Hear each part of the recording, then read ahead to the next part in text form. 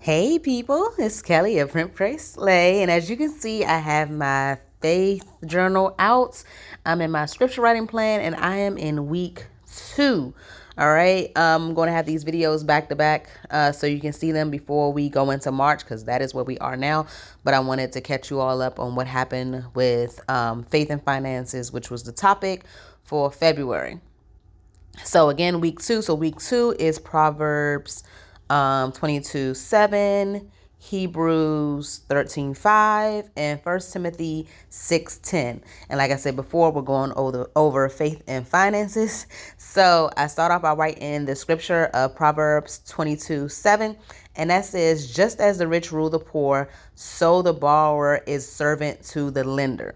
All right. I kind of touched on debt before. I went into it, but this is directly stating that's not a position that you want to be in, right?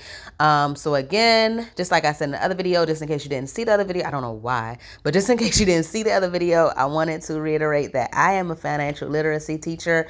I teach high school. So this is really hitting home for me. All right. It's always like this like wow moment when you can apply scripture in like everyday life, right? So, my notes going after I write the scripture state that this doesn't mean that we as Christians should never borrow. Okay. So, of course, the average person doesn't have 450 stacks to put down on their first home. However, if you're going to do that, you got to be responsible. All right. So, the Bible warns us to never take a loan without knowing that we actually can repay this loan. Like, we don't want to be in that kind of position. It does not feel good. And people who owe start doing some things outside of what they would normally probably do if they did not owe money. All right. So I have a quote here and it says, a loan we can handle is enabling. A loan we can't handle is enslaving.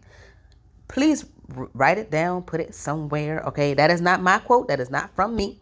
All right, that's from my study Bible. Again, I have the Chronological Life Application Study Bible. I believe all Life Application Study Bibles have the same notes because I have two of them. Just one is chronological and one is in the traditional order of the Bible. And they both have the same study notes. So that is a note that I got from there. The quote that I have inside of the little box that's right above the heels and washi tape states, trust God's provision when it comes to handling money in a way that aligns with financial stewardship. So doing the right thing by the money that he gives us, right? I then wrote down a short little story about what my dad taught me when I was very young. He told me that if you owe $5 and you make $10, you really didn't make $10. You really owe the $5, so you really just bring it home 10. If you keep that mindset, you don't get accustomed to continuously overspending. So if I made $10 knowing that I owe somebody 5 and I'm like, well, I made this, I deserve this, and I go out and spend the $10, then I still owe the 5 and it might be accumulating interest and all other stuff. It's just a bad position to be in. I am flipping through this part of my Bible because I just realized, like, I just discovered this, okay? And this Bible that I'm using right here is not my chronological study Bible. This is my very, very first Bible that I received in college. So, that's my joy. But it's like an outline of like actions from Jesus. And so that's why I put my little marker there because I was like, I got to go back to that. I never really realized that it was in his Bible. I really got to see if my chronological Bible has the same thing. It's full color. So I just wanted to see if it would have something different. The next scripture we go into is Hebrews 13:5. I end up writing don't love money. Super, super huge. Well, like 3 lines worth, but really, really big, like way bigger than I usually write. So don't love money. Be satisfied with what you have. Satisfied with what you have. For God said, I will never fail you. I will never abandon you. All right. So being satisfied with what God has already, blessed you with. Don't feel the need to go out and like you wasn't worried about that car until you saw that your neighbor had it. Like let that be. You wasn't worried about them heels until you saw she had them. And even if it was something that was a goal that you have for yourself, you set that goal but you still be satisfied with what you have. All right. So it's easy to fall into the trap of believing that money can like save us. All right.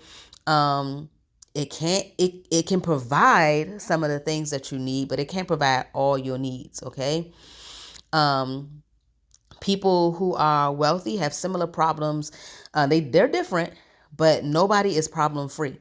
So I watch a lot of documentaries. I'm a documentary nerd. I've said that multiple times. But the people who have more money than us, I mean, I'm going to assume we're in the same bracket, bringing in, regular situations of money, no millionaires in the situation. But if so, congratulations. But for the other people who are like on the 1% or like right below, and they making a good sizable amount, they still have problems. So money is not going to solve everything.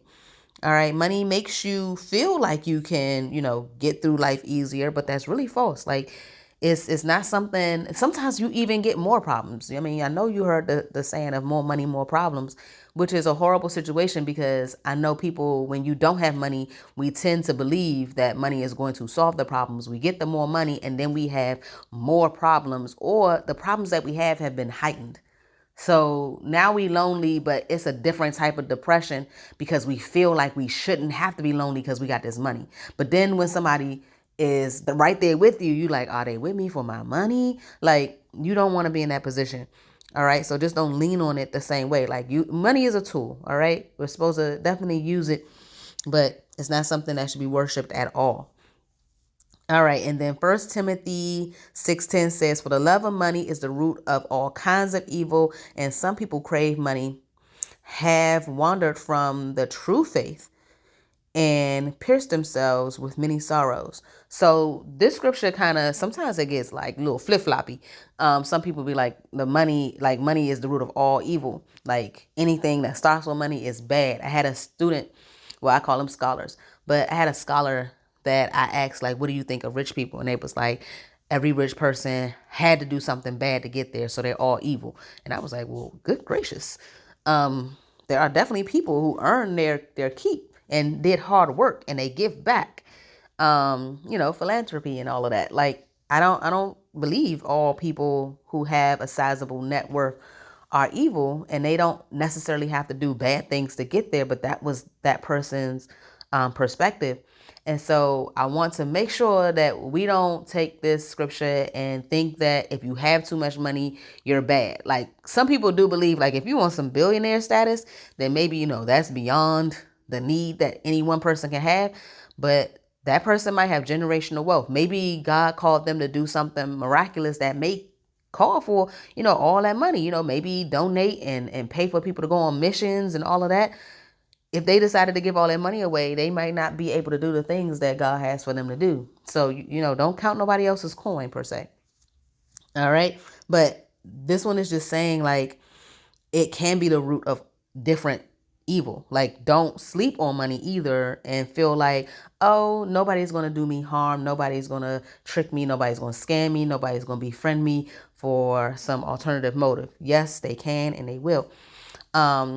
So I state that this scripture, actually 6 through 10. All right. So instead of just 10, if you go back and read 6 also, it teaches us from Paul. He's guiding us, like, he's telling us what we need to stay away from. And that really sums up from the love of money. All right.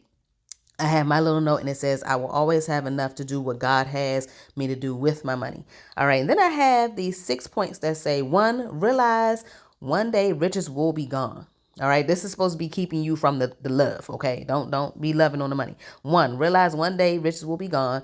2, be content with what you have. 3, monitor what you are willing to do in order to get this money. Like, don't go too far. 4, love people more than money. 5, love God's work more than money. And then 6, freely share what you have with others and enjoy, what you are able to do with money, but not to the degree of which you are worshiping it or loving on it. All right. Remember my bold print up there that says don't love money. But this is pretty much how everything turned out. Right now, I'm just writing that little note that I told you before that just stated that I will always have enough. That is something like enough. Like, you might want to, like, definitely look up the definition of enough, and know that, like, that requires faith. Because I know we always want to increase, right? Like, I deserve it. I worked hard. Where's my extra 14K every year? But know that God is in control of your life and He will definitely supply you with everything you need. But this is how my page turned out. I hope you guys like it. If you do, give it a thumbs up. I look forward to the comments. I've been loving all the comments. Thank you guys so much. Thank you. Bye.